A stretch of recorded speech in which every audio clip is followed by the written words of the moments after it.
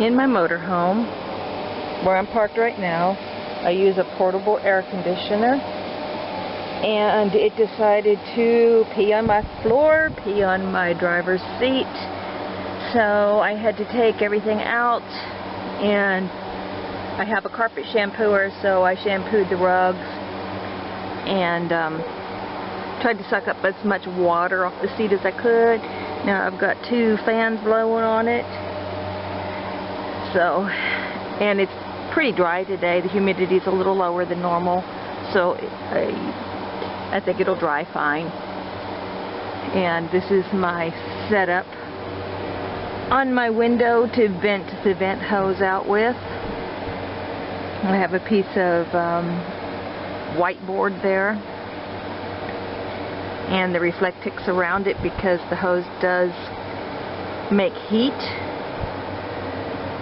So, and I keep my dash covered because otherwise it just gets dusty while I'm... Okay, as I was saying, my batteries died. I keep my dash covered because while I'm sitting it just gathers dust. So I bought a curtain shade thing to just spread across my dash. It's one less thing to clean when I do take off. But to clean off my console, I just had to shove some stuff on there. And to dry my seat, unfortunately, it also got wet in there, so I put a couple of dumbbells on each corner to open up that so air could get to it.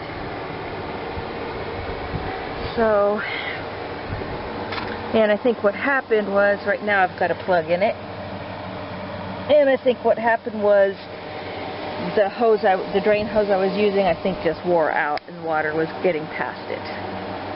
So I will set my AC back up and show you how I have it set up. Okay, so the portable AC is too wide to sit on the floor between my 2 seats. So I found this two-step step stool that fits between my seats. I keep this one turned around. I discovered that as long as I keep the back of it flat against the dash, I could still see through my side view mirror out there. So that works. If I'm traveling a really, really long distance, I probably turn it back around though. And also, when I'm traveling, the portable AC goes back in storage. I don't travel with it. I do have roof air that works perfectly fine, but we have power issues here where the power is not strong enough. The electrical power is not strong enough for my roof air. So I have to use the portable as long as I'm here at this particular place. So anyhow, there's my step stool, and I place a board on top of that with a piece of carpet on top of the board to keep everything from sliding. I'll go get those. So here's my carpet, here's my piece of board, and this time I am going to use the lid of a storage, one of those plastic storage bins. That way if it starts to leak, at least I'll notice. But I'm still thinking it is just the drain hose I was using, it just wore out. So I will place my board. It's hard to hold the camera and do this. I don't know if I can set it up yet or not. That dumbbell might be a problem. Yeah, hold on. Okay, I've got the board set up. The dumbbell's not an issue. It's under the board. And actually, I'll leave it there for now so that the chair can remain drying. I'll set a piece of carpet on top of that. That will help keep things stable. And then I will put this lid there. And the lid doesn't have much of a lip, so it won't interfere with the drain port. The AC itself is 56 pounds, so I cannot videotape and listen at the same time, so I will be back. Okay, I've got the AC set up on top of the platform. And it's still plugged in, so I don't have to mess with that. I have to reconnect my exhaust hose, which I may have to re-stretch.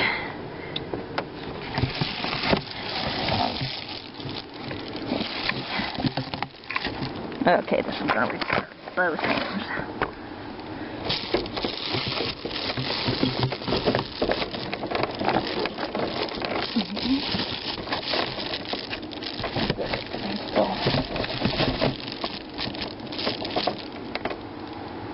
Everything's still good and stable there.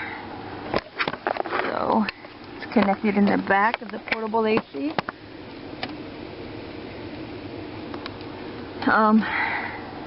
And I have one more piece of Reflectix to cover this area right here.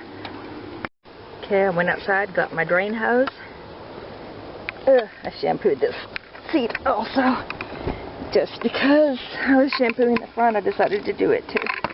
There is a rubber, see if I can find the angle here. Down there if it'll work. There we go. There's a rubber stopper there. I will. Now that I've got the bin lid, I don't have to worry about the water as much. So I'll pull the plug. Oops. The camera.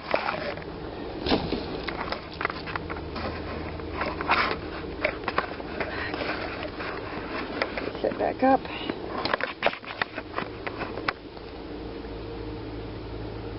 You can't tell what I can see.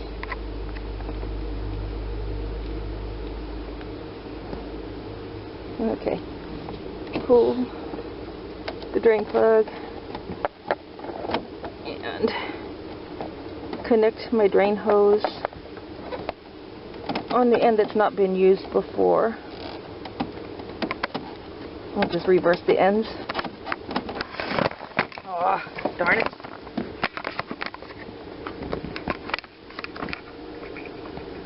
Okay, so I've got the drain hose connected. My plug, I always put it in my ashtray. That way I know where it is. And at the end of the year when I set it back or take it back down, and I just box it all back up and take it all back to storage. So there's my drain hose all hooked up. And this is the container I drained it into. The hose just follows back behind the seat to the back of the AC and down into this container, which I do have to dump several times a day because I live in a high humid area, and it does collect a lot of moisture. So, and then with that water I just carry it to plants and water plants with it, so it's all good. And I do use floor mats, but I took them all out so I could shampoo my carpet, and it's still kind of damp, so I will leave the rugs out for the night. They're just rubber mats, floor mats, to protect the carpet. Okay, so as you can see, it's 93 degrees in here. I've had the RV open all day to shampoo the rug, set up the AC, got it all set up, got all the Reflectix back in place, got the window panel all set back in place, got the drain hose hooked up. All I have to do is turn it back on. And there we go. So in a short while we'll be back to nice cool temperatures, and I have this to protect the water from draining onto the floor, onto the seat. So at least the seat's got a good cleaning out of it all. So I'll take you outside and show you what my vent looks like from out there. So this is what it looks like from the outside. It's just it's a whiteboard, and I've managed to jam it up into the window frame. It was just the right width to jam into the window frame where the window would normally, into the window track where the window would normally rise up into, and then I raised the window right below the opening so that the air can vent out. And I do use a bonnet right now. It's kind of a mess, but I do use a bonnet, but I cannot set it up over that vent hole. So it has to kind of stay like a mess. And you can hear the air coming out. Yay! Let's set back up. Thank you for watching another episode. And now you know how to set up a portable air conditioner in a ClassC RV. I think they make narrower portable ACs now. At the time I bought this, this was all I could find. This is a 7,000 BTU. And my RV is about 145 square feet. So it'll get us to a comfortable temperature. Thanks again for watching. Take care. I did forget to mention that I do keep my window shade in the cockpit area too. It helps hold some of the sunlight out and keeps it a little bit cooler in here. And I have a bonnet that I need to raise the window part on that side again. And we're already down to 91, and it's only been a couple of minutes, so we'll cool off. Okay, again, thank you for watching, and also, you always have to be careful of the vents. There's an intake vent on the front, and on the very back of the unit is another huge vented area, so I had to make sure that nothing's blocking that. So that is one thing you will have to take into consideration if you need to set up a portable AC in your motorhome, recreational vehicle, whatever you use as well. Have a good day. Bye.